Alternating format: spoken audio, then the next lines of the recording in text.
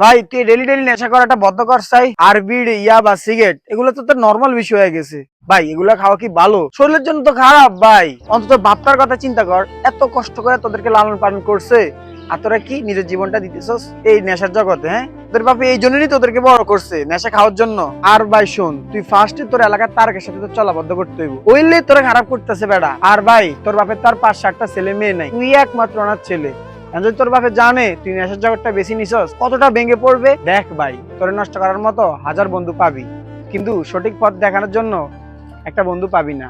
আমি সঠিক পথে চলি, তাই তোর সঠিক পথ দেখার উপদেশ দিতেছি। বন্ধু দেখ, এই বন্ধুর কথা মানি, এগুলা ছাড়ি দে, ছাড়ি দে, বুঝছস? হ, কি বুঝছস? তোর সাথে আর চলা যাইব না, খালি জ্ঞান দেস। আরে নিয়ে যাচ্ছে, আরে বারবার কইছি বেশি খাইতে না, এখন খায়া উল্টা পাল্টা বকতাছে।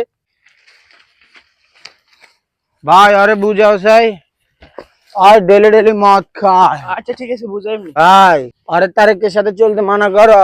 আরে বেটা তোর তো তারিখকে ওটা নিয়ে যাইতেছে। ভাই তুমি আজ থেকে ওর সাথে আর চলবা না ভাই, ওরে তুমি নষ্ট করে দিতেছ।